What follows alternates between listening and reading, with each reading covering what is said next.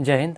आज है 20 जनवरी 2024 और 20 जनवरी 2024 से बनने वाले सभी महत्वपूर्ण करंट अफेयर के क्वेश्चन के बारे में जानेंगे। तो पहला है कि गणतंत्र दिवस की फ्लाइट पास्ट परेड में कितनी लड़ाकू विमानें भाग लेंगी। तो गणतंत्र दिवस का जो फ्लाइट पास्ट परेड होगा उसमें 29 लड़ाकू विमानें भाग लेंगी। कितनी? 29 लड़ाकू विमानें भाग लेंगी। वैसे तो कुल विमानों की संख्या 51 होगा। कुल विमानों की संख्या कितना होगा? 51 होगा। 29 लड़ाकू होंगे, 13 हेलीकॉप्टर होगा, 8 मालवाहक होंगे, 8 मालवाहक विमान होंगे और एक धरोहर विमान होगा। कुल मिला के ये 51 हो जा रहे हैं। तो ये कितना? 29 लड़ाकू होगा, 13 होंगे इसमें हेलीकॉप्टर, 8 होंगे मालवाहक और एक धरोहर विमान होगा। और कुल कितने हो जाएंगे? 51 विमान भाग लेंगे। लेकिन लड़ाकू विमानों की अगर संख्या पूछे तो ये 29 हो जाएगा, जिसमें तेजस, जगुआर, सुखोई ये सभी लड़ाकू विमानें शामिल होंगी इस परेड में। और इस परेड का थीम क्या है? इस परेड का थीम है भारतीय वायुसेना सक्षम, सशक्त और आत्मनिर्भर है। भारतीय वायुसेना सक्षम, सशक्त और आत्मनिर्भर है। पूछ लेता है कि विषय वस्तु क्या है। थीम बोलते हैं या फिर विषय वस्तु बोलिए। तो पूछ लेता है कि थीम क्या है, जो ये फ्लाइट पास्ट होगा उसका विषय वस्तु क्या है। तो भारतीय वायुसेना सक्षम, सशक्त और आत्मनिर्भर है। अगला क्वेश्चन है कि केंद्रीय मंत्री नित्यानंद ने किसकी स्थापना दिवस पर 70,000 से अधिक लोगों को आपदा प्रबंधन के लिए प्रशिक्षित करने को कहा है। तो एनडीआरएफ की जो स्थापना दिवस है 19 जनवरी को स्थापना हुई थी। 19 जनवरी 2006 को स्थापना हुई थी एनडीआरएफ की। तो उसी के स्थापना दिवस पर NDRF, national disaster response force, इसकी स्थापना कब हुई थी? 19 जनवरी 2006 को हुई थी। 19 जनवरी 2006 को हुई थी। इसी के स्थापना दिवस पर जो ये मंत्री हैं, केंद्रीय मंत्री नित्यानंद ने, उन्होंने कहा है कि 70,000 से अधिक लोगों को प्रशिक्षित करेंगे या आपदा प्रबंधन के लिए प्रशिक्षित करेंगे। अगला क्वेश्चन है, हर साल 20 जनवरी को कौन सा दिवस मनाया जाता है? तो हर साल 20 जनवरी को पेंगुइन दिवस मनाया जाता है। पेंगुइन जैसे ये तो ठंडे प्रदेश की पक्षी है, जो इसकी जनसंख्या लगातार कम हो जा रही थी। तो इसके वजह से हो सकता था कि धीरे धीरे रेड डाटा बुक में भी आ जाए। तो इसके लिए क्या मनाया जाता है? हर साल 20 जनवरी को पेंगुइन दिवस मनाया जाता है। पेंगुइन दिवस मनाया जाता है। इसके बचाव के लिए, लोगों को जागरूकता के लिए कि पेंगुइन को बचाया जाए। इसकी जनसंख्या लगातार कम होती जा रही है। हो सकता है कि ऐसे ही कम होता रहे तो पेंगुइन की जो प्रजाति है ख़त्म हो जाएगी, जैसे डायनासोर का प्रजाति ख़त्म हो चुका है। तो इसके लिए जागरूकता के लिए मनाया जाता है हर साल 20 जनवरी को पेंगुइन दिवस। अगला है कि अमेरिका के टेक्सास में विश्व टेबल टेनिस फीडर महिला का खिताब किसने जीता है? तो ये जो अमेरिका के टेक्सास है वहाँ पे विश्व टेबल टेनिस फीडर महिला का खिताब जीता है श्रीजा अकुला ने। किसने जीता है? श्रीजा अकुला ने। श्रीजा अकुला ने।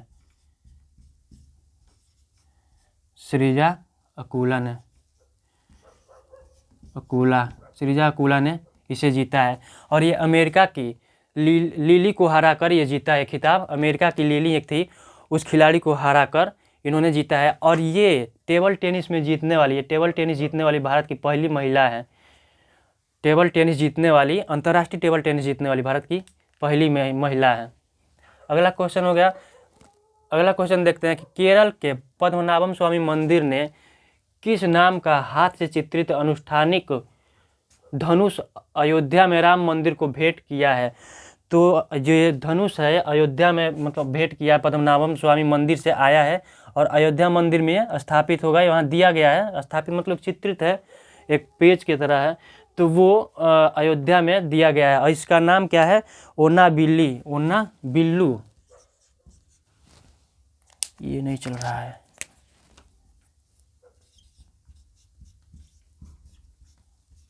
ओना बिल्लू। इस धनुष का क्या नाम है? ओना बिल्लू नाम है। ये धनुष का नाम है ओना बिल्लू। और ये पद्मनाभम स्वामी जो मंदिर है ये भगवान विष्णु का मंदिर है और ये केरल में है। और यहाँ पे भगवान विष्णु का जो मंदिर है वो हर साल एक त्यौहार मनाया जाता है। उस त्यौहार का नाम है तिरुओणम। तिरुओणम जो त्यौहार है हर साल भगवान विष्णु को यही चढ़ाया जाता है। कौन सा? ये जो धनुष है, इस नाम का जो धनुष है ओना बिल्लू धनुष है, इसी को भगवान विष्णु को चढ़ाया जाता है। तो यही धनुष भगवान राम के मंदिर में भेंट किया गया है। अगला है कि आंध्र प्रदेश के सीएम जगन मोहन रेड्डी किसका 125 फीट ऊंचा कांस्य प्रतिमा का उद्घाटन किए हैं? तो बी आर अम्बेडकर जी का, नहीं, भीमराव अम्बेडकर जी का 125 फीट ऊंची मूर्ति का प्रतिमा का उद्घाटन किए हैं। और ये कहाँ पे किए हैं? तो विजयवाड़ा में 125 foot, B are Ambedkar ji का, बी आर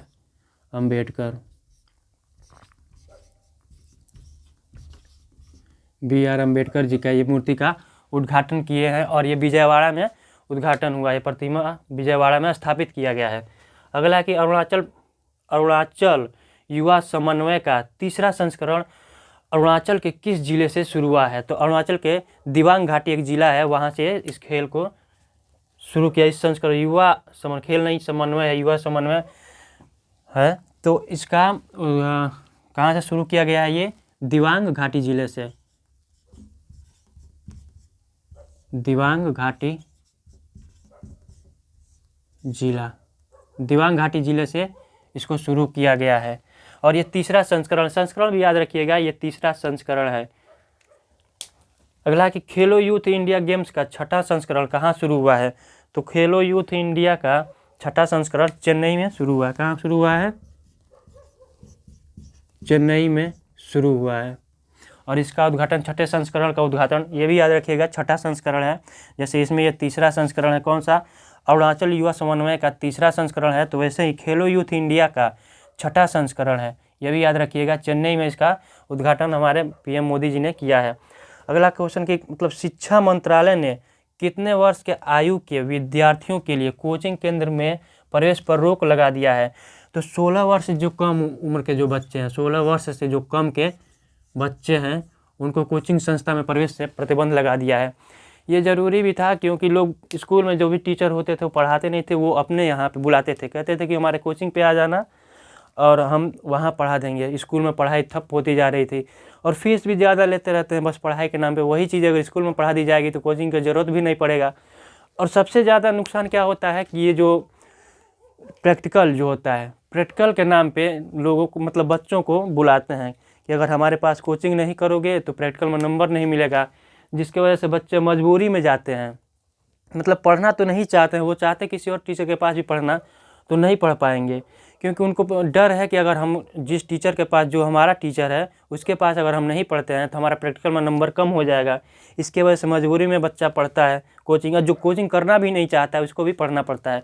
तो ये चीज़ें थोड़ा नुकसानदायक है, कहीं नुकसानदायक भी होता है और कहीं फ़ायदा तो नहीं है ज़्यादा। मतलब अगर मान लीजिए प्रैक्टिकल के दबाव की वजह से कोई बुलाता है टीचर, तो वो गलत है।